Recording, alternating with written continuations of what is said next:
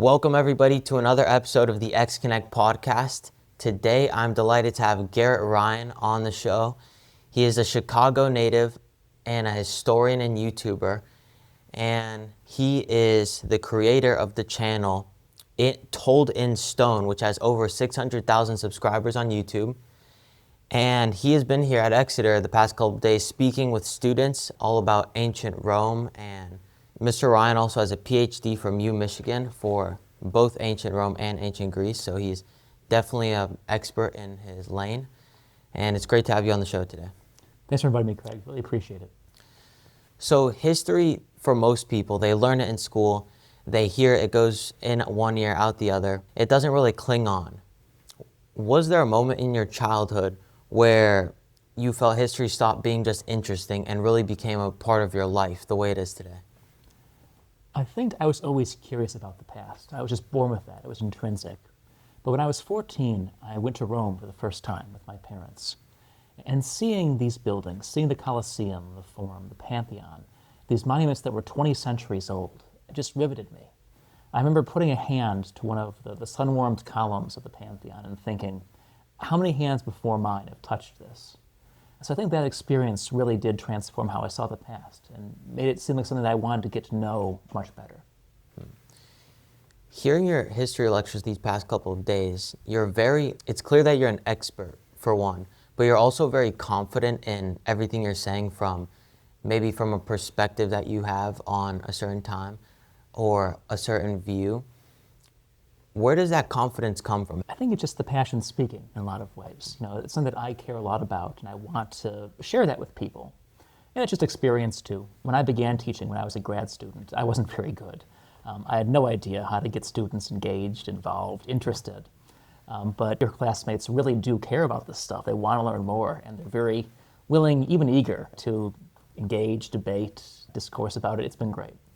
Yeah, I feel like the entire school's like philosophy and approach to learning with Harkness, with the humanities, with the history department, the English. I feel like this place is just perfectly suited for someone like you. It's so great to have you as a speaker here. Thank you. But you actually used to be a teacher, which I'd love to hear about, but I was just going to say as a sidebar, I know the Academy would love to have a teacher like you in the future if you ever come back to this space. But so you used to be a teacher, Garrett, and you left that space, and now you're a YouTuber, you go around giving talks about history. Tell me a little bit about how you became a teacher, when that was for you in life, and I'd love to hear about that. Sure. I became a teacher as part of my graduate program. So when I was doing my PhD at Michigan, you start teaching in the second year, and then teach throughout, 3 or 6 in my case, and then you're trained to be a professor of ancient history or of the classics. So after I finished my PhD, though, I found that there were no tenure-track jobs, the good jobs, just lectureships. And so I taught for almost no money, both at Michigan and a couple other universities. Classical civilization, Greek myth, Roman history, Greek history, Latin, a whole wide range of topics. And I always enjoyed teaching those things to students, though the courses I enjoyed most were ones like the Harkness seminars here, where there's discussion as opposed to just lecturing at a sea of vacant faces. But when after 3 years or 2 years of lecturing, I couldn't find a tenure-track job, I left academia. I didn't know what would come next. I just wanted something else. And that something else turned out to be YouTube. I never dreamed, honestly, of a career in YouTube. No one did, in my age anyway. And I just started the channel as a personal project. I started to promote my first popular book, which is called Naked Statues, Fat Gladiators, and War Elephants, and trying to build an audience for this project. But it didn't go anywhere for about 2 years. I had 1,000 subscribers after 2 years of trying. And I was on the point really of giving up when I had one video out of absolute nowhere go viral, get 1 million views in a week. And that was my foot in the door. I'm like, well, there's something in this YouTube. I can keep pushing on this. So I released more often. I released once or twice a week for a whole year. And the channel kept growing. The channel got to the point where it was self-sustaining, where it obviously was a going concern, and it became my career. I do other things. I still write books. I still lead tours. But YouTube is really what drives everything else I do. And I'm very fortunate that I made this leap that I never could have dreamed of making before it happened. How do you think that video blew up? You said it seemed like it was whimsically. Do you think that's just luck? Do you think that's feeding the algorithm with persistence? The ways of the algorithm are strange. I never know why. I can guess sometimes why a video does well. Some certain topics are familiar to people, so the Colosseum, for example, or gladiators. People know these things, are intrigued by them, and tend to click on topics that feature them. But this one was called The Hidden History of St. Peter's Basilica. It was about St. Peter's, the church, and about the Roman materials that were incorporated into it. I think people saw hidden history in St. Peter's and thought it was a lot cooler than it actually was, but it worked, so I can't complain. After that, people seem to like most videos about daily life, about how people lived in the ancient world, or about in some way how it's applicable to the modern day. That's been my kind of two strands of successful videos in the years since then. What interests you specifically in ancient Rome and ancient Greece out of all the history of the world? I think that for us here in America, that Greece and Rome underpin so much of how we think and act that you can't really ignore it. It's everywhere, it's pervasive. But my topic of the seminars I'm giving this week is Rome and America, as you mentioned. And I'm taking four aspects of that, both from the Constitution to Hollywood to architecture, how Rome really is ubiquitous. You can't ignore it or avoid it even. But I think aside from that relevance, there's an intrinsic interest in the Greek and Roman epic, because it is an epic. Going from a Homer through to the fall of the West, it's 1,000 years, and we know so much about it. We know so much more about the Romans than about any other ancient civilization, really. We have these mounds of texts, all these books around us. We have upwards of nearly 1 million inscriptions. We have tens of millions of coins. These vast heaps of evidence that would defy a lifetime of study. I think there's so much to that. It's such compelling, such a human history that, I don't know, to me it's always seemed like I couldn't ignore it. When you're researching something new, what do you look for? Do you look for a contradiction? Do you look for an answer? Do you look for cultivating a new opinion that maybe others don't have? It's a good question. If I were still in academia, you'd be trying to find a new angle on a question. You'd be trying to illuminate something that's not been discovered before or discussed before. But on YouTube, where you're trying to popularize, the trick is trying to make it seem compelling. And so you're trying to tell that story as concisely, but at the same time as fully as you can in the scope of, say, a 15-minute video. And to make people realize why it matters, either why it's intrinsically interesting, fascinating. It's people like us living in this world that's so different from our own. Or why, as you said before, it still matters. Why all of these things people are doing 1,000 years ago are still relevant in 2026. So back to where we started this conversation, we mentioned that you're from Chicago. Yeah. You're from the Midwest. Do you think that's influenced you, or maybe that's played a part in your interest of being a historian in any way?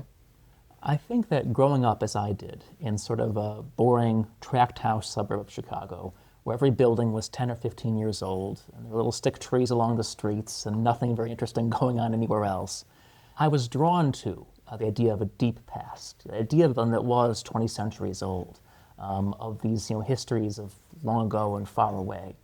I think that it kind of created a craving, maybe, for a broader and deeper past than I could see on my suburban street. So yes, it played a role in that way, I think. Yeah, it's interesting how being in a place like the Midwest, where it's known for being no New York City, how that really has the opposite effect for some people like yourself and makes you have this drive for interest, curiosity, and looking at the world as a whole. And that's really interesting. Mm-hmm. Would you say that there were any people in your life that helped shape who you are today? Maybe parents, maybe a friend, maybe a teacher? Or do you think that is really just something you're born with? I think I was blessed and possibly cursed to have that passion from birth, or from the time I started reading anyway, for the past.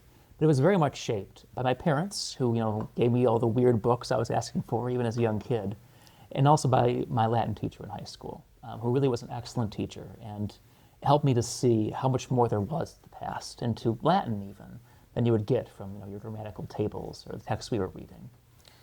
Why would you say cursed? You said blessed and maybe cursed. Because history is a wonderful passion and a terrible career.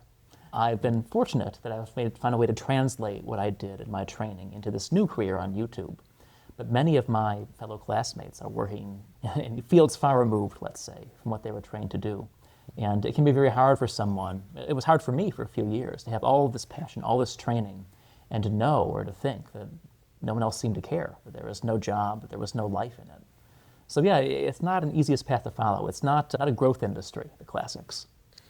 When you look at how most people perceive history, what frustrates you most in potentially their lack of knowledge or lack of interest in absorbing that information? There is, I think, a really sad ignorance of the past just throughout our society, where people think it's either irrelevant, or if they remember history at all, they recall it as they learned it in high school, which in most high schools, not here, but most high schools, it's just a parade of names and dates and facts that you learn for the test and then forget. Teachers don't emphasize why history is so fascinating. And I think there's two reasons. One is that they're people like us, people with the same passions, the same fears, the same hopes, living in a very different world in many cases. And at the same time that the past they were living, above all in the case of Greece and Rome, shapes our present. And so both seeing these people as people and knowing that what they did 20 centuries ago still has a real impact on how we live today. I think if teachers got that across to students, there'd be a generation of history buffs, people who didn't just see it as something to be memorized and forgotten, as something to be lived and understood. How do you think society would be different if everybody had that understanding of history that you have, in terms of perspective, in terms of an awareness so that history will repeat itself less? Yeah, well, so there's that great quote you alluded to, that those who don't know history are doomed to repeat it, from Santayana. But of course, I just tell my students that if we learn one thing from history, it's that people learn nothing from history, that we just repeat the same mistakes, even if we know what we're not supposed to do. However, I do think that if people knew more history or thought more about history, they'd have a deeper sense of perspective, a more awareness that what they were doing in the present had consequences that resonate far beyond the next election cycle or the next year or even decade. I think that people thought more about consequences, it'd be a better world, thought more about the longer term. And the classic example here is the climate crisis. We've gotten to where we are now because politicians, policymakers, everyone who matters is thinking towards the next election, thinking 2 or 4 years in the future, not a generation or a century in the future, when what they're doing now will reshape our world. So yes, I think perspective is the great benefit of studying history. With what you just brought up about climate change and the climate crisis, and all the people in power just looking ahead short term and not seeing necessarily the long-term results, or at least not acting on them the way they should. I feel like there's this somewhat common perspective in the world, and especially the United States, that when things get to this point, or this point of no return, then the billionaires, then they'll help, or then the forces of the world will come together to help out. And the combating argument is typically, well, they won't, because they're driven by greed or money or power. Or I'm curious, as a historian who sees the flows of history, do you think there's a more nuanced answer to that? Or do you think that is just the unfortunate reality? There's certainly a large degree of truth, I think, in the pessimistic view, that nothing will happen until it's too late, and when it does happen, it'll happen in a short-sighted way, driven by money, by short-term gain. The other theory you mentioned, that when the crisis comes, we'll have the tools to fix it, or devise the tools to fix it. There's a great trope in Greek drama, where when everything seems like there's no way out, they drop in the figure of a god on a little crane down to the stage, who fixes everything magically, and it's all better.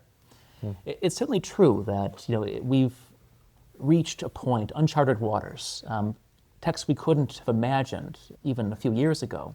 And there may well be things, solutions we can't envision, that appear in the coming generations. But far better, I think, to plan toward a world in which we do have the tools we're working with right now, or even fewer tools in some ways, if the world has fewer resources, for example. And trying to fix the problems we can with those resources, because we don't know, we can't assure ourselves that some magical solution will appear. I fully agree with that. I'm curious, when you speak about uncharted waters, it makes me want to bring up the topic of AI, because this is something that the world has never seen. It's already taking away human element in the way we live our life.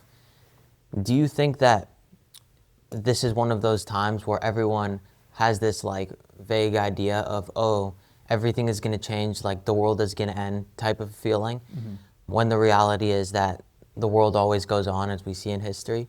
Or do you think this really is some uncharted waters that could be something we could never predict and potentially couldn't make a recovery from in the future? Yeah, I mean, it's a hard set of questions to answer. I think in the short term, AI probably is kind of a bubble, but there's going to be a collapse, this massive overinvestment of AI venture capital, and that a lot of the things that we are being talked up right now as being the solution to all of our problems won't appear. But in the medium and long term, AI is going to change our world. There's no way around it. Sooner or later, we will have things like artificial general intelligence, AGI, even superintelligence, ASI. And when that does come, that is truly uncharted. What we do with that. I think that so often all these companies that are driving AI development are just looking towards their next year's profits. They want the big development, the big breakthrough for the stockholders, and to make money, make a whole bag of cash right away. They aren't thinking about the consequences for the next generation. I'm not saying that we're going to turn into the world of Terminator or anything, but there certainly is a lot of unforeseeable ramifications to everything that's happening with AI right now. And I'm not confident that it'll be considered by the people who are developing these tools.